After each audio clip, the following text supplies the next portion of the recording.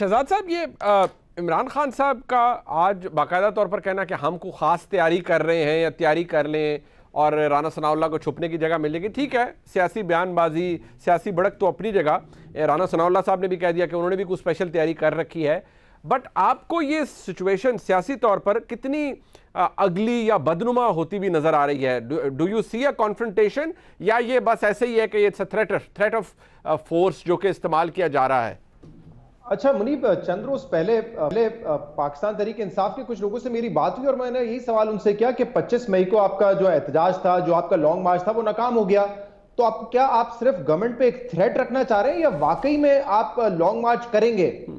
तो उनका जवाब ये था कि अगर हमसे कहा जाएगा तो हम कर लेंगे। मैं बड़ा सरप्राइज हुआ, मैंने कहा जाएगा का क्या मतलब है? क्या आप हिंट कर रहे हैं कि 2014 वाली सूरत हाल है?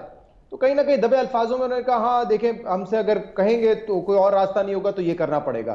तो उस वक्त तो वो सिचुएशन नजर आ रही थी, लेकिन अब ऐसा लगता है कि तहरीक इंसाफ के पास कोई वाज़ेह प्लान है नहीं। यही इमरान खान साहब ने अपनी टीम के को कहा कि शुक्र है जब हम लॉन्ग मार्च कर रहे थे और इलेक्शन की डिमांड कर रहे थे उस वक्त इलेक्शन नहीं हुए, क्योंकि मुझे लग रहा था हम बहुत पॉपुलर हैं। लेकिन 25 मई का जो लॉन्ग मार्च था, जिस तरीके से वो नाकाम हुआ, उसको देखते हुए मैं शुक्र अदा करता हूं कि हमने नहीं इलेक्शन हमें मिले उस वक्त। हाँ, थोड़ा सा उनका कॉन्फिडेंस जरूर बहाल हुआ है पंजाब के बाई इलेक्शन में जो 17 जुलाई को हुए, जहां वो 20 में से 15 सीटें जीते। इससे पहले वो कहते कि इलेक्शन हो जाते तो शायद हमारा बुरा हाल हो जाता, क्योंकि हमें लग रहा था पॉपुलैरिटी है, लेकिन शायद हम उस तरीके से मुनज़्ज़म नहीं थे। तो अब तहरीक इंसाफ पूरी कोशिश तो कर रही है कि अपनी तंजीम के लेवल पर हर डिस्ट्रिक्ट में जहां पे उनके लोग हैं उनको मोबिलाइज करे, लेकिन मुझे समझ नहीं आ रहा है कि वो इस बंद गली में क्यों दाखिल होंगे और दोबारा ये क्यों दाखिल होंगे विदाउट एनी अश्योरेंसेस। क्योंकि एक बात आपने बड़ी इंपॉर्टेंट कही कि अब ये चांस तो नहीं है इमरान खान के पास, और आज भी उन्होंने कहा है कि अब कोर्ट की वो दोबारा तौहीन करने का सोच भी नहीं सकते, तो उनको मुस्तकबिल में बड़ा केयरफुल होना पड़ेगा। पहले ही सुप्रीम कोर्ट उनको कह रही थी कि आप नहीं आएंगे डी चौक, और इमरान खान की वापस लौटने की दो वजूहत थी, एक तो क्राउड कम था और दूसरा उनको ये थ्रेट था, उनको ये खतरा था कि अगर हम पहुंच गए डी चौक तो शायद तौहीन अदालत लग जाएगी उनके ऊपर, और वहां से भी वो बाल बाल बचे। बल्कि वो मामला अभी तक खत्म नहीं हुआ है, उसमें जो पुलिस की रिपोर्ट है वो जमा हो गई है, उस पर भी कार्रवाई मजीद की नहीं है सुप्रीम कोर्ट ने। तो मुझे लगता है कि वो डी चौक तो आने की उनको इजाजत नहीं मिलेगी। तो इस वक्त वो दोबारा ये रिस्क लेना चाहेंगे, और क्योंकि लॉन्ग मार्च में मेरा तो हमेशा ही मौके पर, आप जितने भी लॉन्ग मार्च उठा के देख लें, सिंबॉलिक होते हैं, प्रेशर होता है, और अगर किसी और के कहने पे कर रहे हैं आप, तो वो कोई और जो है वो अपना जो है काम निकलवा लेगा, आपको अल्टीमेट गोल आपका हासिल नहीं होता। आप देख लें, तारीख उठा के देख लें लॉन्ग मार्च की, सही तो बंद गली में आप दाखिल हो जाते हैं क्योंकि उल्टी गिनती शुरू हो जाती है, फिर काउंटडाउन आपके खिलाफ शुरू हो जाता है। एग्जैक्टली, बिकॉज़ आप एक्सपोज हो जाते हैं। तो आप हुकूमत को जो है दबाव में डालते हैं, आप उनको ऊपर काउंटडाउन चेक रख रहे होते हैं। एक दफा कॉल दे दी, फिर उल्टा काउंटडाउन शुरू हो जाता है, और कितने दिन आके बैठेंगे?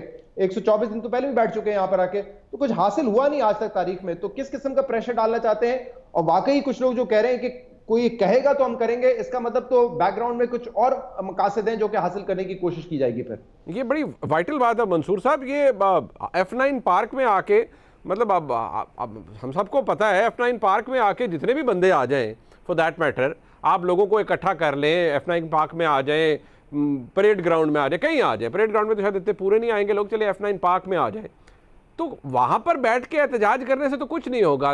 अंडर सीज तो हुआ था जब 2014 में आपने फेडरल कैपिटल की जगलर वेन को पकड़ लिया था डी चौक में जाके। तो ऐसे एहतजाज का कोई फायदा होगा, या आपको लगता है कि नहीं, वो एम वही है कि भाई डी चौक ही जाना है? क्योंकि डी चौक जाने का तो अब चांस मुझे नजर नहीं आता। मुनीब साहब, इसमें 2014 और 25 तारीख के आप एहतजाज को अगर इसके साथ कंपैरिजन कर रहे हैं तो कुछ चीज़ें सिमिलर हैं लेकिन कुछ चीज़ें डिफरेंट भी हैं। अगर 25 तारीख के साथ आप कंपेयर करते हैं तो उसमें एक डिफरेंस तो यह है कि उस वक्त पाकिस्तान तहरीक इंसाफ के पास जो है वो पंजाब की गवर्नमेंट नहीं थी, तो पंजाब की पूरी इंतजामिया भी जो है वो उस वक्त पाकिस्तान तहरीक इंसाफ के उस एहतजाज को रोकने में अपना सब कुछ जो है वो दाव पर लगा चुकी हुई थी। मतलब पुलिस और नफरी सबको इसी काम के ऊपर लगाया गया था। This time things are different. इस मरतबा पाकिस्तान तहरीक इंसाफ के पास ये हुकूमत है। केपी उस वक्त भी थी, केपी की गवर्नमेंट जो है वो अब भी है। 2014 के साथ अगर मुआवजा करें तो 2014 के साथ एक चीज़ जो डिफरेंस है वो ये है कि उस वक्त जो ताकतें उस वक्त इमरान खान साहब के साथ थी, इस मरतबा सूरत हाल वो नहीं लग रही। और जिस तरह शहजाद ने अभी थोड़ी देर तफसीलात शेयर की, मेरे पास जो कुछ अपडेट्स हैं वो ये भी हैं कि मैसेजिंग भी पहुंचाई गई है कि आप जरा इधर भी जरा रेड लाइन का ध्यान रखिएगा। जिस रेड लाइन का जिक्र अभी अदलिया के हवाले से हो रहा था, तो वहां से भी कुछ मैसेजिंग है कि जनाब इधर का भी जरा रेड लाइन का ध्यान रखिएगा, एक हद तक है, एक हद से आगे मत जाने की कोशिश कीजिएगा वरना आपके लिए प्रॉब्लम होगी। और तीसरा जो एक डिफरेंस है जो 2014 से और 25 से, जो ये भी एक डिफरेंस है, इस मतलब पाकिस्तान तहरीक इंसाफ के अंदर जो सबसे बड़ी प्रॉब्लम उन्हें फेस हो रही है वो अपने रैंक्स के अंदर से फेस हो रही है कि कुछ लोग जो हैं वो इमरान खान साहब जिस किस्म की पोजीशन ले रहे हैं उससे कंफर्टेबल नहीं है।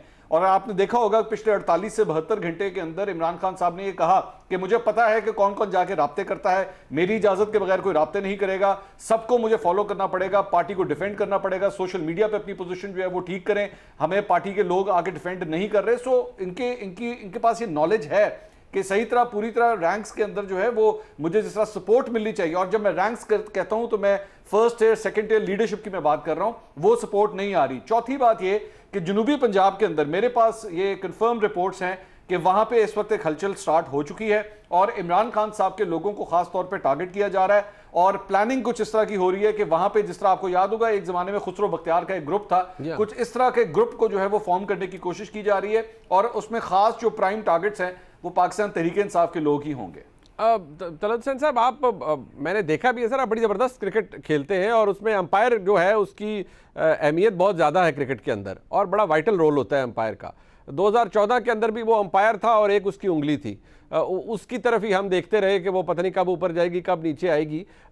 लेकिन इस दफ़ा क्या आपको लगता है कि इमरान खान साहब किसी अंपायर की तरफ देखेंगे या वह वो ब्लाइंड कॉल होगी कि बस आना है और आके चढ़ जाना है इस्लामाबाद के ऊपर और कब्जा कर लेना है हर चीज़ के ऊपर, किसी को छुपने की जगह नहीं मिलेगी? सर आपके तज्जिए में मुमकिनात क्या है? मतलब F9 पाक तक ही मामला है या अगर हुकूमत को घुटनों पर लाना है वो F9 पार्क के अंदर बैठकर नहीं हो सकता? इस पे आप क्या कहेंगे सर?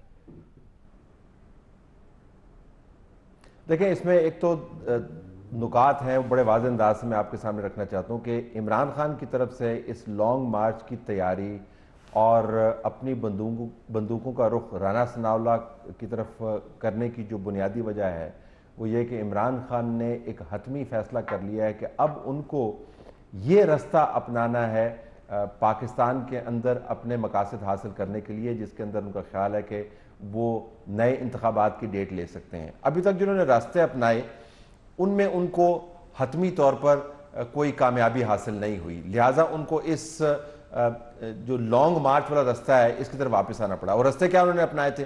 देखिए, इमरान खान ने अपनी सियासत में हमेशा पार्टनर्स बनाए हैं, उन पार्टनर्स को उन्होंने ब्लफ के ज़रिए, ब्लैकमेल के ज़रिए और अच्छे अंदाज से कल्टीवेट भी किया है और उनके ऊपर दबाव भी डाला है। जजेस के साथ उनकी जो इंगेजमेंट है उसको आपको दोनों अनासर नज़र आते हैं, जिसके अंदर ब्लैकमेल और मुजोरी भी है और जिसके अंदर सलाम और दुआ भी है।